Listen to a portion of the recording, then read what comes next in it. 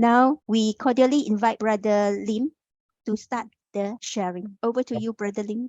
Nama Budaya, Sugihantu, Sawaka, Savika. So I hope by now your Pali vocabulary would have been increased many folds. We have a short recap on the first stanza of Buddhanusati. So the first stanza, he talked about reflection on the Buddha, meditation on loving kindness, contemplation on the unattractive nature of the body, and mindfulness of death.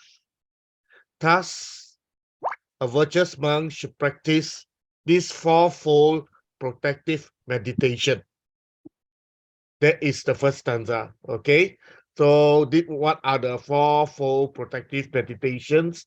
It's stated there. And in stanza 2, we move on to say that the Buddha moved on to encourage and inform us that reflecting on the infinite and pervasive virtues of the Buddha, an intelligent monk should practice Buddhanusati just like the Buddha did. So in other words, okay, the Buddha has uncountable number of virtues. Okay, so it's stated in stanza 2, uncountable number of virtues. Okay, having said that, okay, in our normal chanting, we only focus on 9 key virtues of the Buddha. Okay, right? So in stanza 3, we started the first virtue in stanza 3. Okay, and he says that the Buddha alone has destroyed all defilements together with the past impressions in the mind, with a peaceful and very pure mind, ever worthy of veneration. So in this stanza 3, it reflects the first virtue of the Buddha, that is the attribute of Arahant. And we also learned that Arahant itself comes from the word Araha, A-R-A-H-A, okay, or Arahati, meaning worthy or deserving of veneration and respect, worthy of offerings, deserving highest respect. Okay, that is why sometimes in Arahant they translated the word Arahant into the worthy one.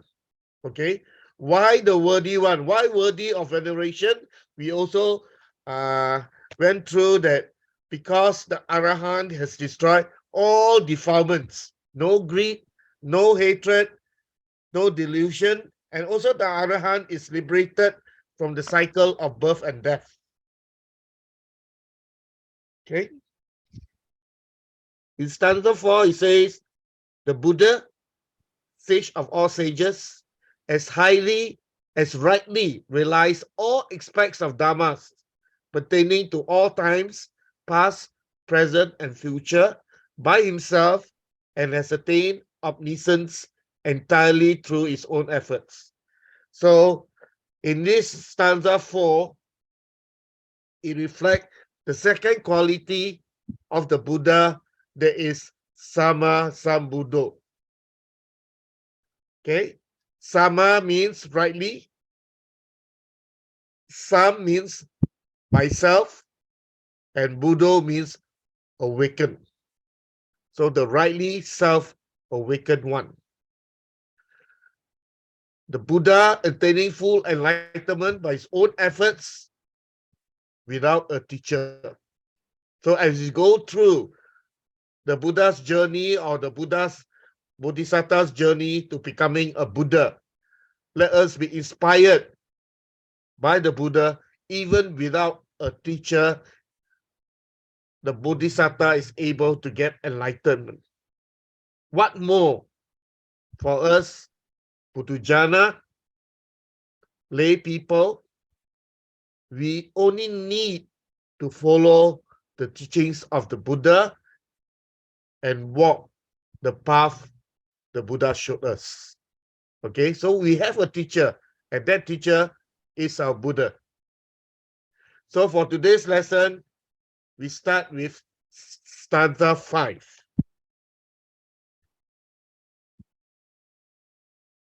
Vipassana vijahi siladi charane cha susamidehi sampanno gagana behi nayako.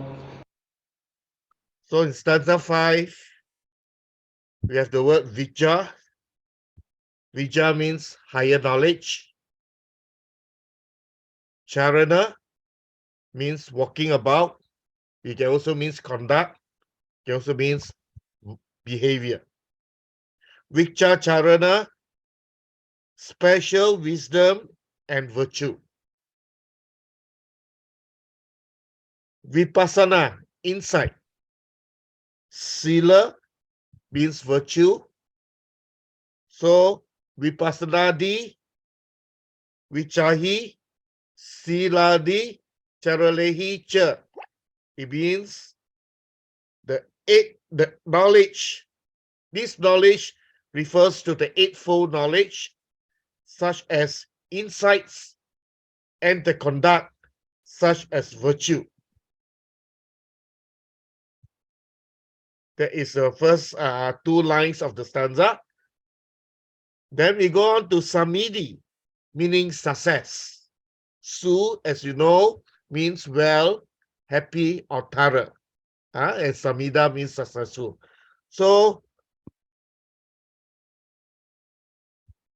Susamidehi means good or perfect success, referring to qualities of the Buddha. Sampanno means endowed with. Gagana means sky. Nayako is a leader or master. Here he refers to the Buddha. Gagana Behi Nayako, leader or master through the sky. To mean the Buddha with virtues as extensive as the sky.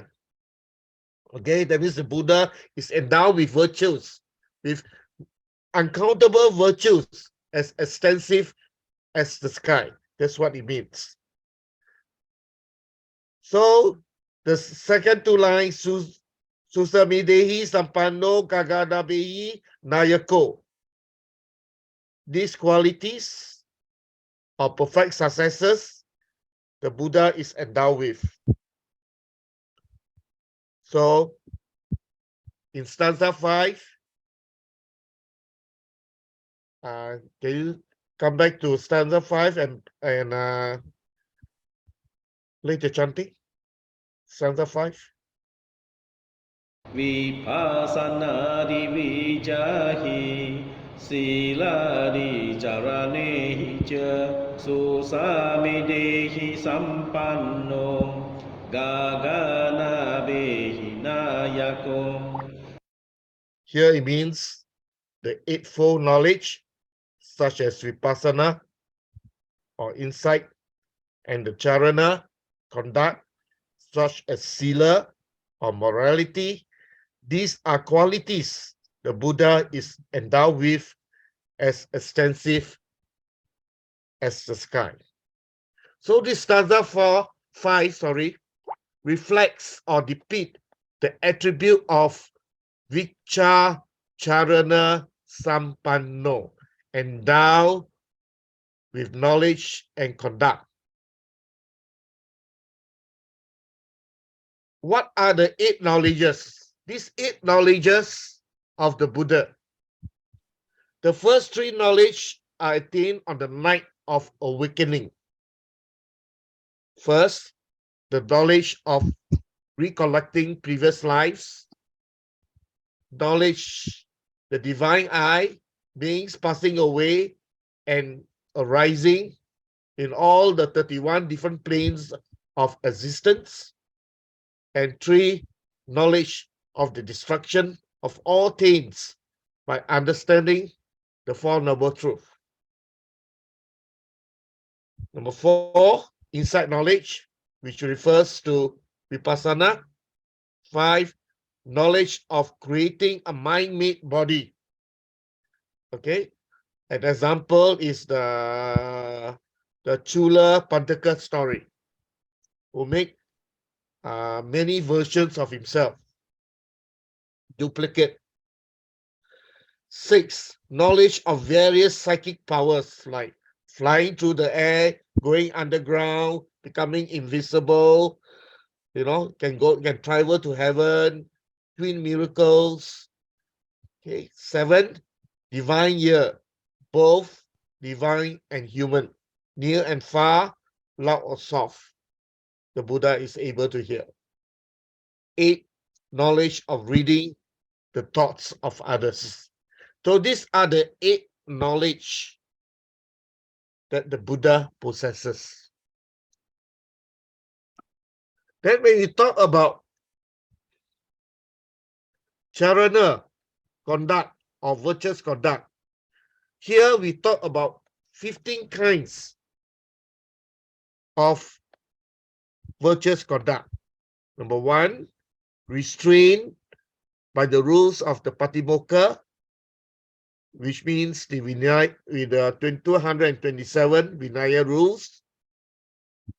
Number 2, restraint of 6 sense faculties. Number 3, moderation in eating. Number 4, devotion to wakefulness and mindfulness. Okay. Number 5, faith. Number 6, hiri. Hiri is sense of shame. Otapa, fear of wrongdoing. 8, great knowledge of Vinaya, Sutta, and Abhidhamma, meaning the Tipitaka. 9, right effort. 10, mindfulness and full awareness. 11, wisdom. And 12, 13, 14, 15. First, second, third, and fourth jhana. So these are the 15 kinds of virtuous conduct that is being referred to under Vichya Charana Sampanno. Okay. Now we go on to stanza 6. Sammagato subhattanang amoka vacano jaso dividasa pilokasa nyata nirawase sato.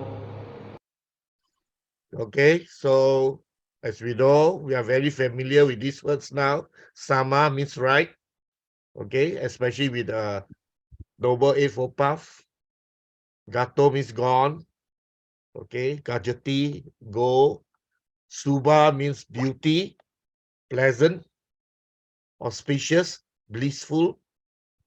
Thana means location, the place or the plane. So Samagato, Subang Tanang. Amoga, Amoga means not futile. Okay, not futile, which means it is fruitful. Ch is N. So is he, here, he. But here, normally when you use so here, he refers to the Buddha. Vacha means speech, word, or saying. So amoga vachano cha so, with fruitful speech. Okay, he with fruitful speech. So samagato subang tanang. Amoga vachano cha so. The Buddha has rightly gone to the blissful place. Bracket, endowed with fruitful speech. Okay, so that is the meaning.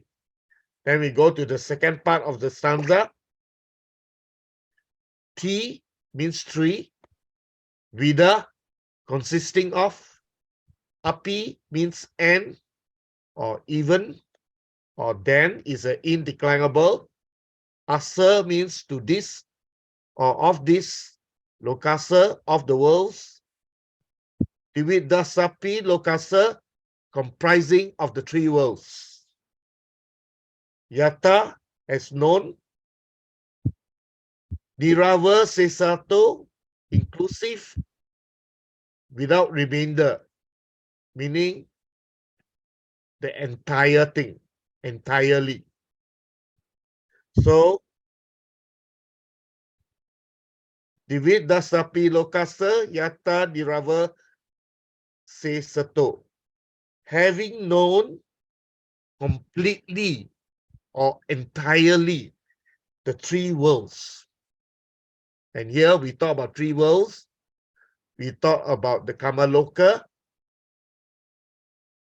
okay, and the Rupa Loka and the Arupa Loka.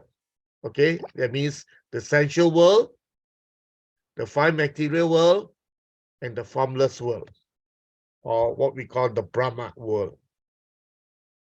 So now we go on. Continue, next one.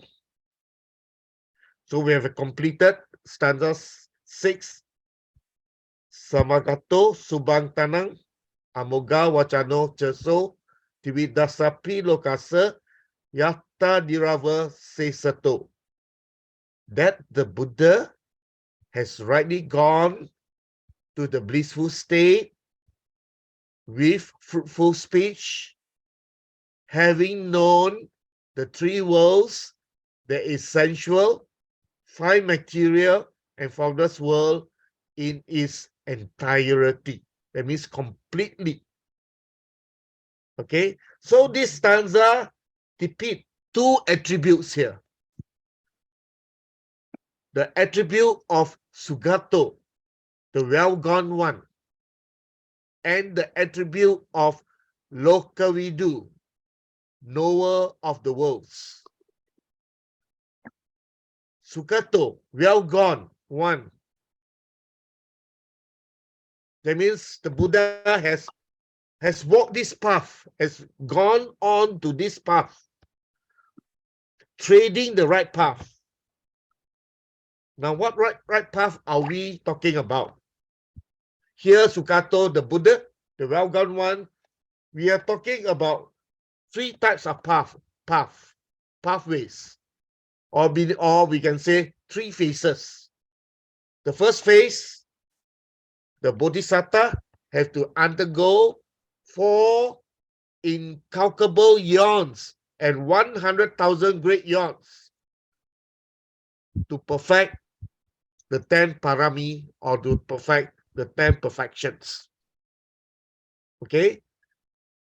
Starting from the time the Bodhisattva as ascetic Sumedha, making the vow in front of the living Buddha Dipankara.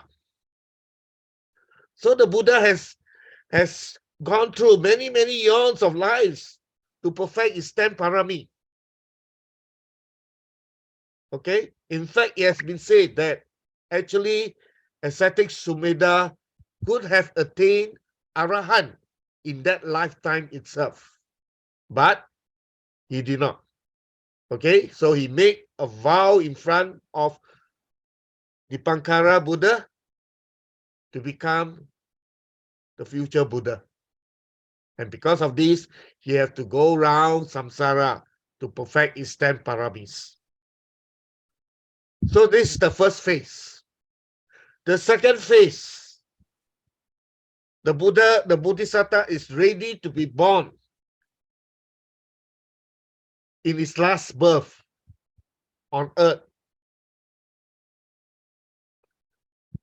So what do you do? You have to tread the Noble Eightfold Path. The Noble Eightfold Path taught by the Buddha is not just in theory.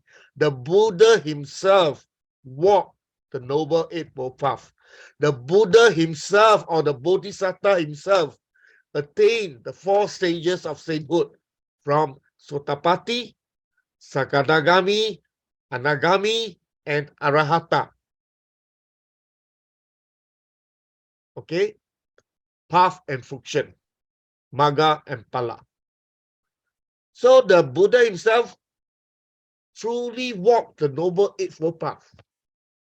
The Buddha has gone this, has achieved attaining the 4 stages of sainthood, path and function. This is what we mean by Sukhato, well gone one. The first part, going around many yawns of life, perfecting the 10 paramis, okay, so that he could be born as a bodhisattva in his final birth to attain Buddhahood. Second, the bodhisattva truly strive towards walking the Noble Eightfold Path. Now the third path is called Sukhato. Sukhato means what? Gone, right? But here Sukhato means something like Swakato. Swakato means preaching the Dhamma. Well said, well preached is the Dhamma. So the Buddha as a Sukhato can also mean speaking rightly. The Buddha speak rightly. And how did the Buddha speak rightly? The Buddha spent 45 years spreading the Buddha Dhamma near and far. And the words of the Buddha are all perfect, all sama vacha. Okay, so it has been said that the Buddha only speak a certain kind of speech, unlike us.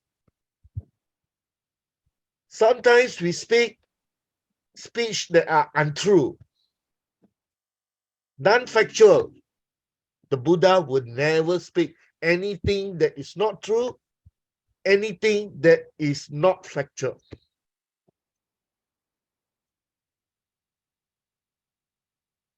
Sometimes we also say speeches that is unbeneficial to ourselves and to others. The Buddha speech does not include that. The Buddha speech is always true, always factual, always beneficial to oneself and others. Then we talk about the other party. Sometimes when our speech can be pleasing to the ears of the listener, or it may not be pleasing to the ears of the listener. And sometimes it may be agreeable to the listener or disagreeable to the listener.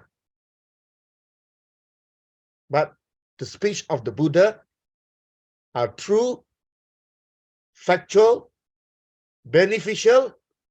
However, it can be pleasing, either pleasing or not pleasing to the listener, whether it can be agreeable or not agreeable to the listener. However, the Buddha knows when it's the right time to speak to the audience, to the listener. Okay, so actually there's a chart, you know. So just remember, we like to emulate the life of the Buddha. So whatever words that come out from us, it must be true, it must be factual, it must be beneficial. Okay, but it may not be pleasing or displeasing, agreeable or disagreeable by the listener. However, we have to be very, very mindful that we have to speak at the right moment.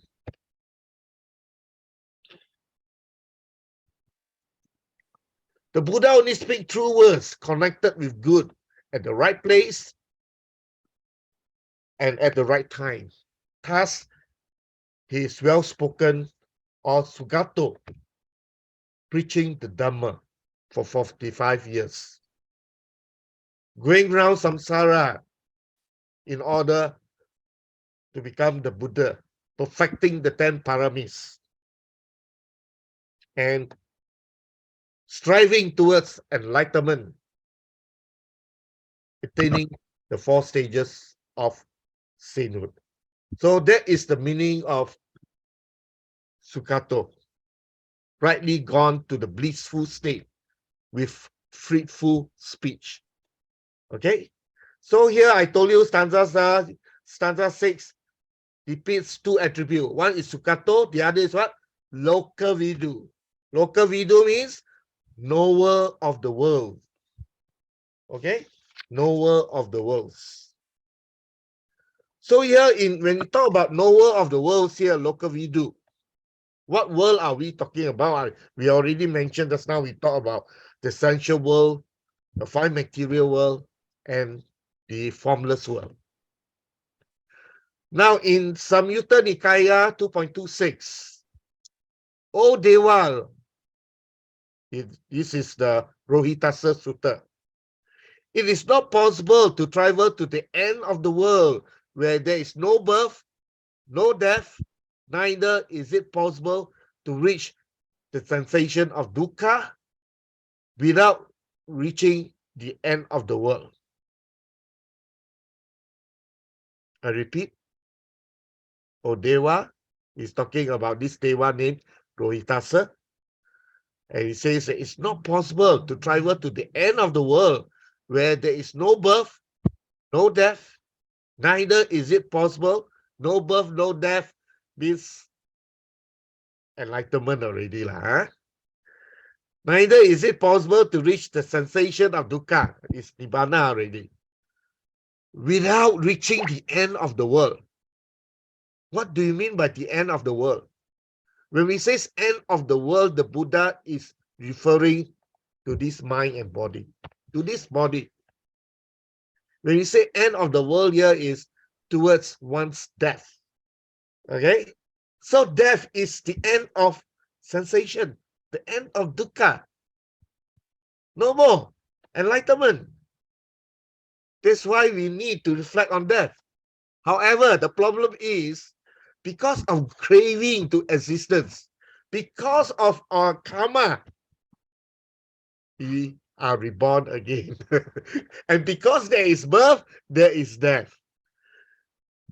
It is within this phantom long body, which is perception and mind, that I proclaim the world, the origin of the world, the sensation of the world, and the path leading to the within this body. The wise one, a knower of the end of the world, having fulfilled the holy life, calm, knowing the world's end, doesn't long for this world or for any other. To reach the end of the world where there's release from suffering, we have to walk the path ourselves. The Blessed One, the sensation of the world. That's why we need to reflect on death. However, the problem is because of craving to existence, because of our karma, we are reborn again. And because there is birth, there is death. It is within this phantom long body, which is perception and mind, that I proclaim the world, the origin of the world, the sensation of the world, and the path leading to the sensation only show the way. So in other words, a very good example about, actually when we say the sensation of dukkha, we are referring to nibbana, enlightenment. But here is a temporary end of dukkha. A very good example is people who suffer from very painful terminal disease, bedridden, very, very painful. And they wish they could die. Serious. Okay, that's why we have things like euthanasia, mercy killing, and all this. Okay, it's so painful that the person prefer to die than to carry on like this. Why? Because he wants to end all this suffering, dukkha. So actually, it's end of suffering, end of dukkha, it's enlightenment. However, okay, because our karma has not been purified enough, there is still defilements. And because of this craving, this tanga, we are reborn again. That is the problem. Okay? Once we are reborn again, there must be death. It comes in a package. Okay? To walk the Noble Eightfold Path, to attain enlightenment, at least Sotapanna within this lifetime. So even after enlightenment, we still have to go through death. The Buddha have to pass into Mahaparinibbana. He too has to suffer bodily pain, but not mental pain. So the Buddha knows three worlds. Sometimes we call it, there's another one, we call it Sankhara Loka. Sankhara Loka means world of formations. This consists of mind and body, 5 aggregate, 12 bases, and 18 elements. Because all formation or all sankhara arise from conditions which can be shattered and destroyed. Thus, it is called Sankhara Loka. When condition exists, formation exists. When condition perishes, formation perishes. This is the characteristic of Sankhara Loka.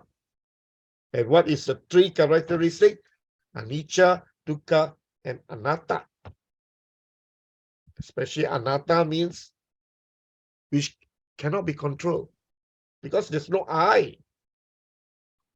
So the next world is Sattaloka. Sattaloka refers to the 31 planes of existence.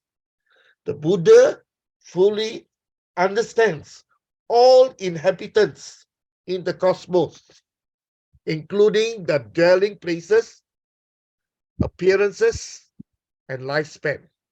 Okay, so the 31 planes of existence, the Buddha knows.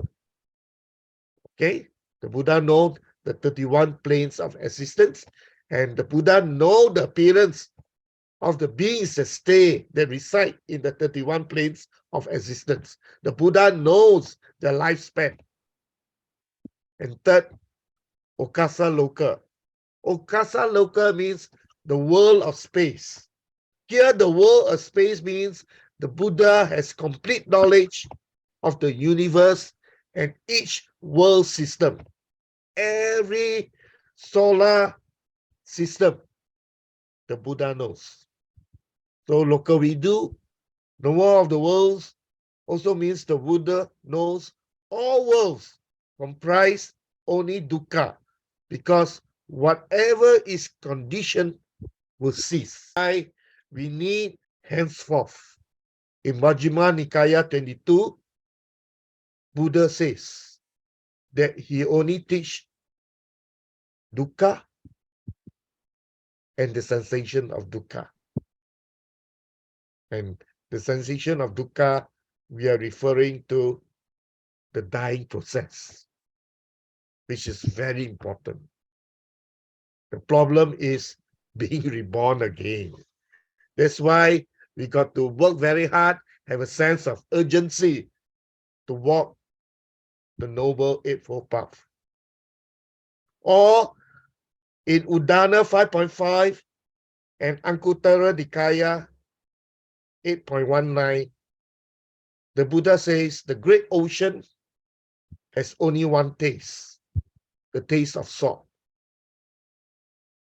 Because Dhamma Vinaya has only one taste,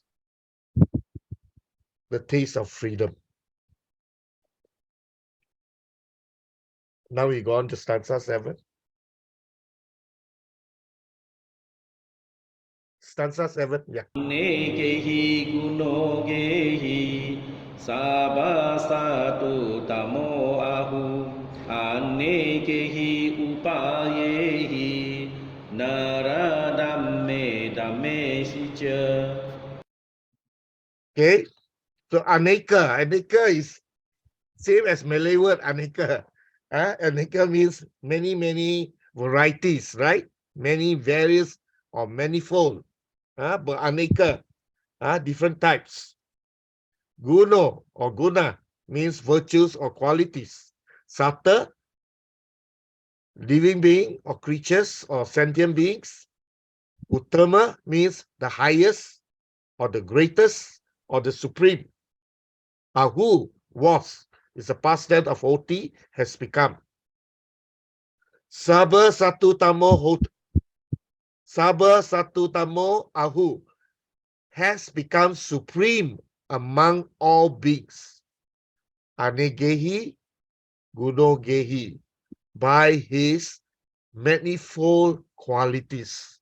Okay, by his many types of qualities. Guno is virtues. Qualities here refer to virtues. Anagehi, gunogehi, sabha satu tamo ahu. The Buddha is supreme among all beings by its manifold qualities.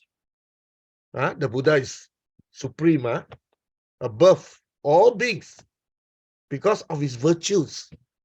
Okay, uncountable virtues. Second part of the stanza. Upaya means way or method or means or resource. Anagehi, upaehi, by various means. We say aneka, right? Anagehi, different type, by different types of means, different way. Dhamesi means tame or train or subdue. Here dame is not dhamma here. Dame means from the word dhamesi, to be tamed, to be trained, to be subdued. Nara means man. Nara dame means man to be tamed or man to be trained. Anagehi, upaehi, naradame, damesicha. He has subdued by various means those who should be tamed or those who could be subdued. Okay, so anagehi, gunogehi, sabha satutamo ahu, anagehi, upaehi, naradame, damesicha. The Buddha is supreme among all beings by his manifold qualities. He has subdued by various means those who should be tamed. Now this stanza 7 reflects the next virtue of the Buddha. Anuttara Purisa Dhamma Sarati, incomparable trainer of those who can be trained. The Buddha is able to tailor or customize his training. Training here means leading the individual or leading the being towards liberation, towards emancipation.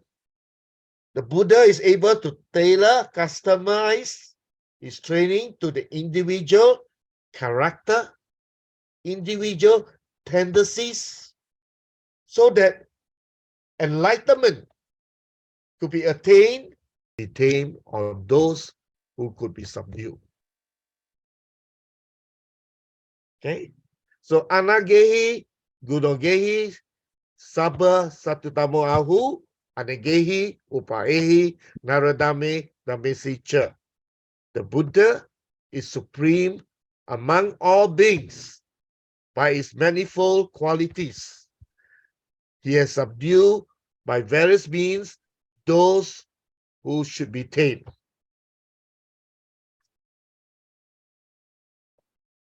Now this stanza 7 reflects the next virtue of the Buddha. Anuttara Purisa Dhamma Sarati, incomparable trainer of those who can be trained. The Buddha is able to tailor or customize his training. Training here means leading the individual or leading the being towards liberation, towards emancipation, nibbana, within the shortest time. Okay, so many examples are being demonstrated. Okay, and if you look into the Jaya Mangala Sutta, okay, Jaya Mangala Sutta, I just read out, give you an idea. If you have a chanting book, you just refer to the Sutta, Jaya Mangala Sutta. Okay, this Jaya Mangala Gatha is popularly chanted in new moon, full moon.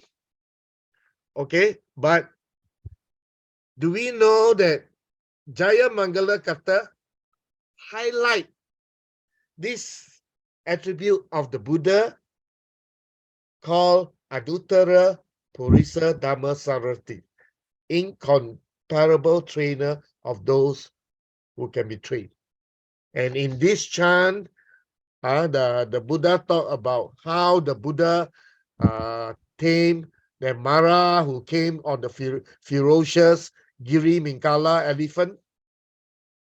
Okay, how he tamed Mara and how he tamed Nalagiri.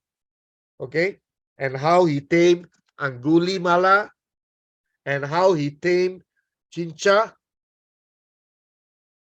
and how he tamed Sachaka and how he tamed the powerful serpent Nando Pananda and how he tamed the Brahma called Baka. Okay, so next time, open up your chanting book, go to Jaya Mangala Katha, read it, and you find these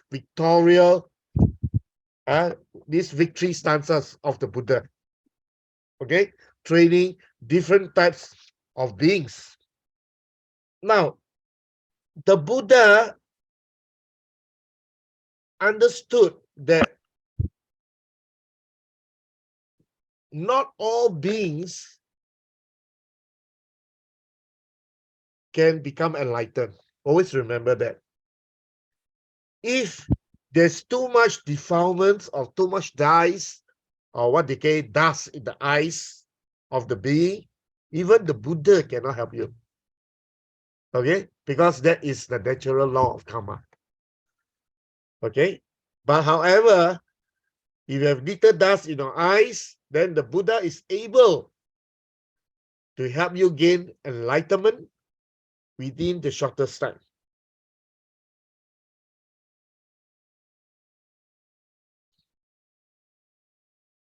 Another example is Venerable Kema. Okay, Venerable Kema is very easily to train. The Buddha trained her. In fact, Venerable Kema is the female disciple of the Buddha that is foremost in wisdom.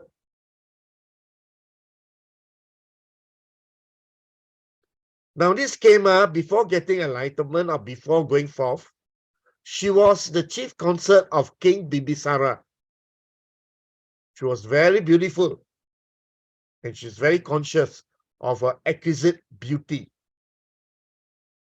And because of that, she's very arrogant. She did not want to see the Buddha. She did not want to hear the Dhamma. Why? Because the Buddha made it very clear that external beauty was impermanent, anicca, and there's no value to enlightenment. As we all know, King Bibisara is a devoted follower of the Buddha, so he wanted his queen to listen to the Buddha's teaching. So King Bibisara had his musicians described in a song, compose a song, okay, that described the natural beauty of the grove in which the Buddha was residing. So Kema was very extremely form of beauty. So he's attracted by this song and he visit this monastery to experience the beauty of the grove. So at that time, the Buddha was giving a discourse to a large gathering and he saw Kema in the distance. And using his psychic powers, he created an exquisitely beautiful maiden by his side, fanning the Buddha. Kema, enchanted by the beauty of the maiden, walked closer and closer to the gathering until her attention was fully absorbed and drawn to the beautiful maiden who was fanning the Buddha. When seeing that maiden whose beauty far surpassed her own, her pride was subdued. Okay? So her pride was subdued because she's no more the prettiest. The maiden who is fanning the Buddha is much more prettier to her. And because her pride was subdued, her mind becomes soft, her mind becomes pliable. Okay, when we talk about in the sutras, when we say the mind becomes soft, the mind becomes pliable, then in other words, the mind is ready to absorb the Dhamma. The Buddha then made the beautiful maiden age slowly before her very eyes. So Kema saw the maiden's beautiful skin wrinkled, the hair changed to gray, her body aged. She then saw the body collapse with age and die, leaving behind just a rotten corpse infested with maggots, which in turn changed to a heap of bones. Kema was deeply stirred by this drastic change of life. Understanding that one's beauty and life are impermanent, anicca, Kema realized that the same will happen to her. How could she retain her beauty when this exquisite vision aged and decomposed right before her very eyes? And Kema was ready to listen to the Buddha, who then dispensed to her the dangers of lust, the danger of sense pleasure, and requested her to give up transient sense pleasures. Directing her spiritually advanced mind to the teachings, Kema attained arahantship on the spot, while still a woman, lay woman. Okay, so Venerable Kema, became an arahant as a lay person. Okay, but of course, upon attaining arahant, she go forth lah. She became the disciple of the Buddha lah. So she became a nun. Okay, as an arahant. Okay, of course, before that, she had to get permission from King Bibisara lah, which actually allowed her to. So here you can see that the Buddha uses which reflection for her to gain enlightenment. Here in MARANASATI, we are talking about asubha, the unattractive nature of the body. So you can see that the Buddha is able to use asubha sati to help a lay person to become enlightened. So in other words, brothers and sisters, do not underestimate Maranasati. It can help you attain arahantship. Okay?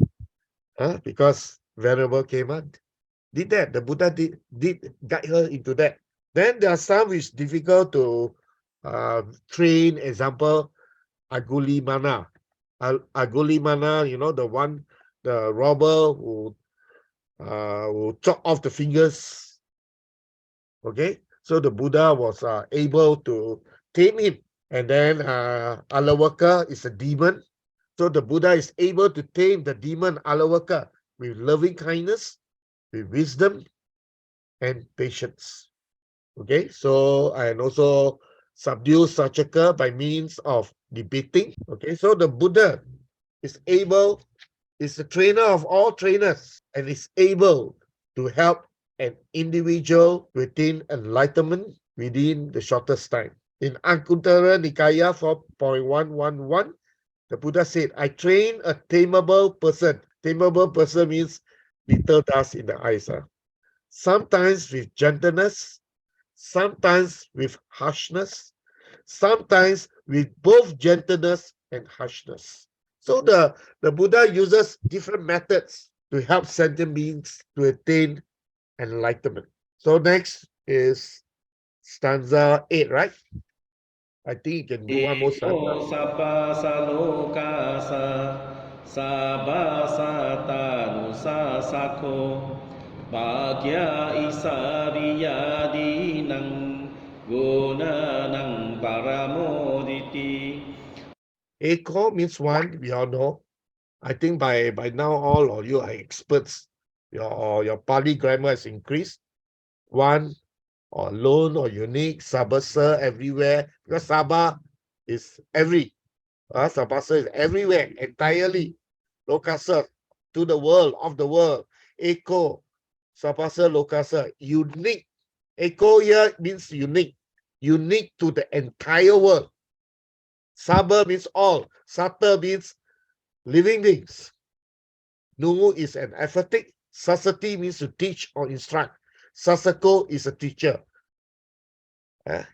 Here teacher means here refers to the Buddha. Sabha Satanu Sasako, great teacher to all beings.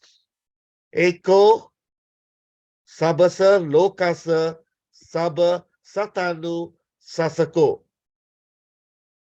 Buddha is a unique and great teacher to all beings in the entire world. Second part of the stanza, Bhagya. Bhagya means prosperity. Isariya means supremacy or domination. Dina means miserable, base, mean. So when we put A in front, Adina, it becomes opposite. Instead of miserable, it becomes happy. Base, mean, becomes fortunate or favorable. Bhagya Isari Yadina, supreme amongst the fortunate and prosperous.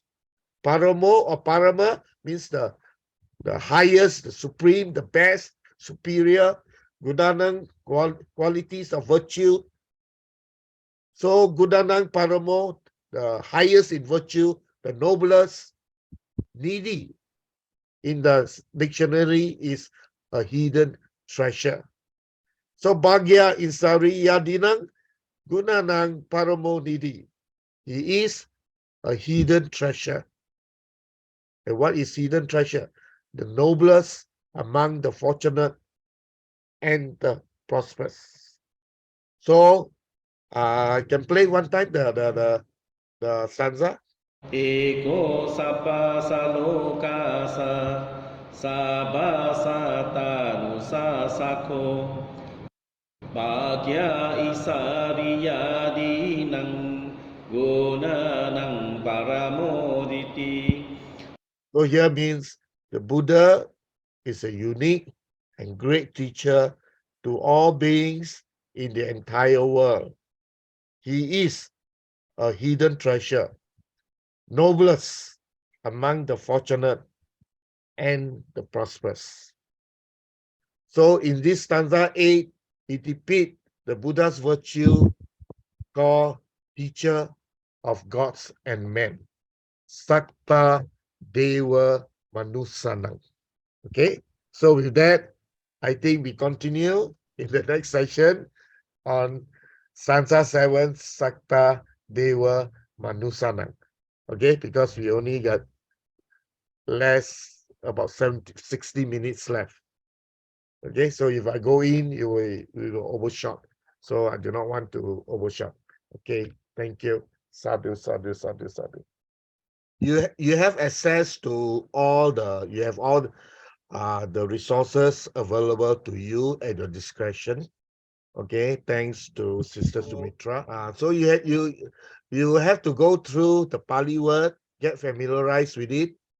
Because no one can remember. Just go one time. No way. You got to go through it again and again and again, or even hear the recording again and again and again. Okay, and then of course the next thing is to learn the MARANASATI chanting, and eventually you will understand the very word that comes out from your mouth as you chant. That is the ultimate purpose of this class. Not only understanding the literal meaning of the Pali words, but also the Dhamma behind the Pali words.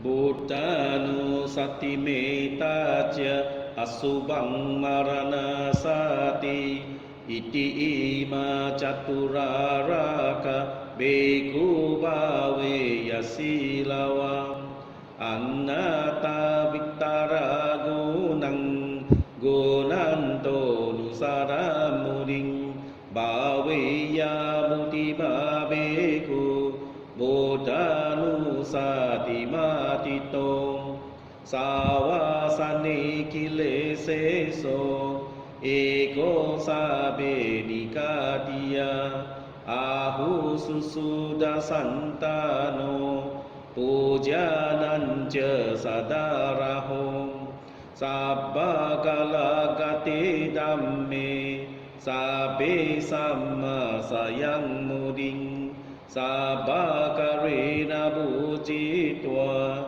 eko sabang nutanggato vipassana divijahi sila di carane hija susamedehi sampanno gagana behinayako sammagato subattanang Amoka wacano jaso dividasa pilokasa nyata nirawase sato annekehi gunogehi sabasatu tamo ahu annekehi upayehi naradamme dhamme sija Eko sapa salokasa sabasata nusasako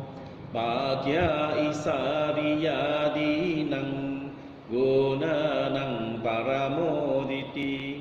In the beginning, when I first started learning Buddhanussati, I was wondering, how come the Itipiso Bhagawa Arahan different from the Buddhanussati that we are chanting now in MARANASATI? Entirely different. And I do not see the connection until now. Until we dissect the words, okay, understand the meaning behind the chant, and we know that the Itipiso Bhagawa Arahan, all the 9 virtues are contained within the Buddhanussati. Okay, it's all inside. In fact, it's even more detailed. Okay, it's more detailed than Itipiso Bhagawa Arahan. No, Arahan is only one word only. You know, it doesn't tell you what is it. But at least here in Buddhanussati, not in detail, but at least more than one word. More than one word. Okay. So it gives you a complete meaning of the qualities of the Buddha, of which we should emulate our daily life, our daily living after the Buddha. Of course, we cannot be so perfect as the Buddha, but the Buddha is an inspiration, okay? The direction where we should be heading towards. Okay, so remember the 4 protective chant. We have Buddhanussati, and then we have Metacha. Okay, there is the Metta chant. Okay, this Buddha and the Metacha comes hand in hand as a motivation. It uplifts our spirit to walk the path. Okay, it brings us up. It motivates us. Okay, where else? Okay, Asubha and Maranasati. Okay, it teaches you to let go, detach. Okay, so these 4 complement each other. If you go straight into Asubha and Maranasati, okay, you can go into the wrong frequency. That means very, very depressing mood. Very depressed. Okay, because you don't get the meaning first. Okay, so you must understand, especially Maranasati. When we go into Maranasati, reflection of death, it actually stirs the urgency in us, what we call in Pali, samvega, the agency to walk the path, because we know that death can come anytime, anywhere, any place, and it is certain. to every being, whether you are king, whether you are monk, whether you are lay people, whether you are beggar, or all of us who have to go through death. Okay? Except the enlightened ones only go through the death as their last birth because they are enlightened. Okay? But we going on to the next journey, coming back to samsara again. Okay? Right? So death, especially the Tibetans, they use death, the dying process, as a way to get enlightenment. But that is Tibetan, okay? We are not going to talk about Tibetan Buddhism here. Okay? Here we are focusing on Theravada. Okay? As you know, Buddhanusati and Metta Bhavana shows the potential of our mind, the uplift of mind. Whereas Asubha and MARANASATI, it shows us the limitation of human life, help us to let go of our attachment. Okay, so that is why these 4 meditation or reflections, okay, protect us and help us and nurture us towards enlightenment. Thank you. So with that, if there is no other questions, we shall end the sessions. Thanks for joining us. Yes. The first Monday of May, we may bring it forward to 30th of April. Okay, because the first Monday of May is very close to Vesak Day. So many of us may be very busy with Vesak celebration. Okay, but fortunately on in April, we have 5 Sundays. Okay, so we will inform you on the WhatsApp. Most likely you will bring forward to 30th of April, which is a Sunday. Stop here. Thanks everyone for joining us at good night. Good night. Thank you very much. Sadhu, sadhu, sadhu, Mr. Abraham.